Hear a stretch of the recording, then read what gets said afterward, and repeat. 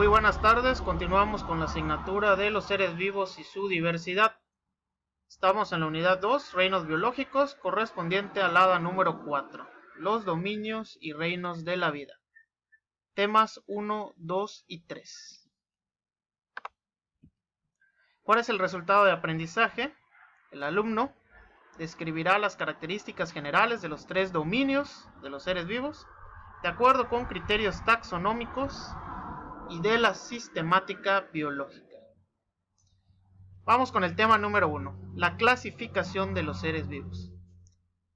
Con el paso de los años, el hombre ha buscado la manera de cómo clasificar a los seres vivos que rodean su entorno. La taxonomía es la rama de la biología que se encarga de ordenar a los organismos en un sistema de clasificación. Y este sistema está compuesto por una jerarquía. A los niveles jerárquicos de este sistema los vamos a denominar taxones. La clasificación de los seres vivos, como bien les había comentado, ha cambiado a lo largo de la historia. Desde clasificaciones bastante sencillas como la de Aristóteles, de Anaima y Enaima, es decir, aquellos seres vivos que tenían sangre roja y aquellos que no, hasta clasificaciones más avanzadas relacionadas con la sistemática molecular. Pero hoy en día se sigue utilizando una clasificación dada por Carl Linneo. A esta clasificación se le denomina nomenclatura binomial y es propuesta en la obra Systema Naturae. Esta nomenclatura binomial pues se refiere al nombre científico que tienen los organismos. El nombre científico es muy importante, puesto que es universal. Y así podemos identificar al organismo independientemente del sitio donde nos encontremos, ya que los organismos, dependiendo del lugar, pueden tener muchos nombres comunes, pero el nombre científico no cambia. La nomenclatura binomial utiliza el latín, el cual es una lengua muerta. El nombre científico tiene dos componentes. El primero, que integra entonces la primera palabra, se le conoce como género. Muy importante las reglas. Cuando ustedes escriben el nombre científico, la primera letra siempre va a iniciar con mayúscula. ¿De acuerdo? El segundo componente del nombre científico se denomina epíteto específico y este va completamente en minúsculas. ¿De acuerdo? Entonces género y epíteto específico forman el nombre científico. ¿De acuerdo?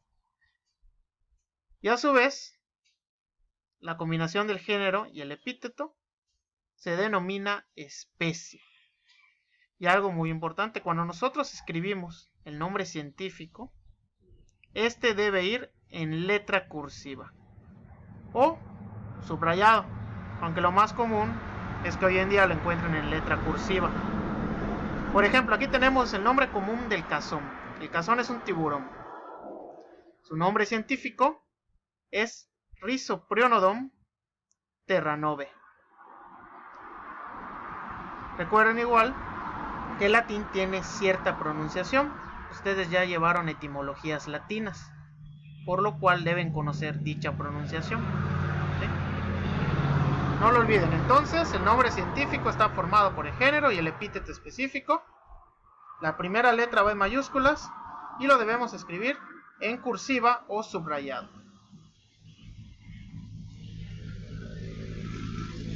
Tenemos diversas propuestas acerca de la clasificación de los seres vivos, dadas por diversos autores. Una que se ha utilizado bastante, al día de hoy está en desuso, sin embargo todavía se pueden encontrar algunas escuelas que la utilizan, pero repito, ya está en desuso, es la propuesta de Whittaker en 1969, en donde se organizan a los seres vivos en 5 reinos.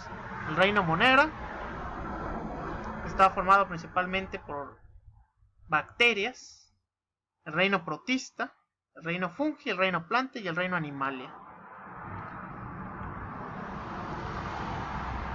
Pero en la mayoría de las escuelas se utiliza la clasificación de Woose, propuesta en 1977, en donde vamos a tener 6 reinos. Ya no existe el reino Monera. Este se dividió y algunos organismos incluso se fueron a otro reino. ¿Cuáles son los 6 reinos? El reino Archaeobacteria, el reino Eubacteria, el reino Protista, el reino Fungi, el reino Plantae o Plante y el reino Animalia. Hay clasificaciones más modernas que incluso puede dividir a los organismos en 34 grupos principales, pero bueno, no nos vamos a meter tanto en eso. Vamos a trabajar sobre todo la propuesta de Woose. ¿Cuáles son los taxones que vamos a conocer? Recuerden que esos taxones hacen referencia a niveles jerárquicos. Y todos los seres vivos podemos clasificarnos de acuerdo a los taxones. El taxón más alto o de mayor jerarquía es el dominio. Luego tenemos el reino, luego el filum o filo, luego la clase, después el orden, luego la familia, luego el género y luego la especie. Aquí, por ejemplo, nos ponen la clasificación del maíz. Pertenece al dominio Eucaria, es una eucariota. Pertenece al reino Plante o Plantae, es una planta. Pertenece al filo Anthophyta, estamos hablando de plantas vasculares que presentan flores. A la clase de las monocotiledóneas, es decir, que cuando estas plantas surgen, presentan un solo cotiledón.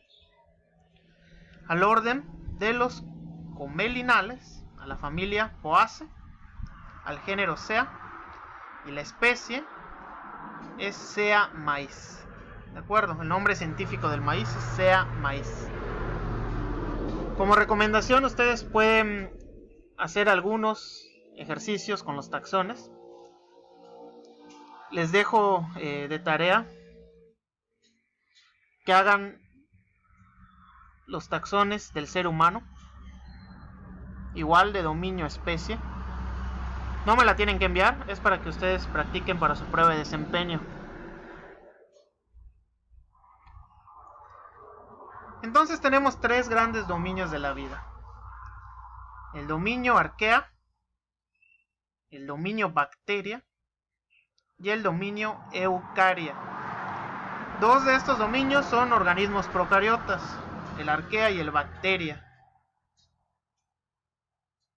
Y un gran dominio es de eucariotas, su nombre lo dice, dominio eucaria.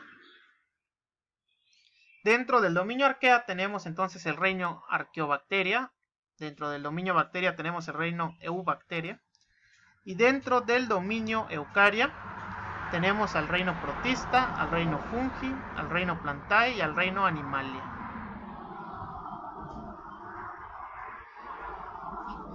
El dominio bacteria Se tratan de organismos procariotas. Todo esto ya lo vieron, ya lo conocen. Es decir, que no hay un núcleo definido, no hay organelos membranosos. El material genético se encuentra en un área determinada llamada nucleoide. Está disperso en el citoplasma. Y su pared celular de estos organismos está formado por peptidoglucano. La mayoría suelen ser organismos parásitos, desintegradores. Tienen diversos metabolismos, pueden ser autótrofos quimiosintéticos, otros fotosintéticos. Pueden participar en ciclos del nitrógeno y otros elementos, o incluso estar relacionados con procesos industriales. Mientras que los del dominio Archaea, estos son seres extremófilos, pueden resistir ambientes extremos, altas temperaturas, elevada salinidad, ambientes pantanosos, etc. Al igual que los bacterias, son procariotas unicelulares microscópicos, pero su composición de la pared celular es diferente. Estas, en lugar de presentar peptidoglucano, presentan pseudopeptidoglucano. Luego tenemos el dominio Eukarya, donde tenemos aquí los 4 reinos restantes: el protista, el planta, el fungi y el animalia. Estamos hablando de organismos eucariotas. En el caso de los protistas hay una diversidad tremenda. Tenemos protozoarios, tenemos microalgas, tenemos macroalgas, tenemos los llamados hongos falsos. En las plantas pues tenemos organismos fotosintéticos. Estamos hablando de organismos autótrofos multicelulares, cuyo componente principal en su pared celular es la celulosa. Y estos organismos pues son muy importantes para el ciclo del oxígeno en el planeta. Luego tenemos a los hongos, el reino fungi, eucariotas, heterótrofos, absorben nutrientes y su pared celular está formada por quitina. Aquí podemos encontrar diversas funciones ecológicas. Son principalmente desintegradores. Algunos pueden asociarse a otros organismos formando micorrizas o líquenes. Y también existen parásitos. Y el reino animal, también muy diverso. Estamos hablando de eucariotas heterótrofos multicelulares con gran diferenciación a nivel de los tejidos y que suelen ser los consumidores del ecosistema. Ya iremos hablando de estos reinos más a fondo después. Concepto clave: la sistemática. La sistemática se refiere al estudio de la clasificación de las especies con arreglo de acuerdo a su historia evolutiva. Es decir, conforme fueron evolucionando los organismos, estos se fueron clasificando de acuerdo a sus características. De esto se encarga la sistemática. La sistemática utiliza unos diagramas denominados cladogramas, como el que observamos aquí.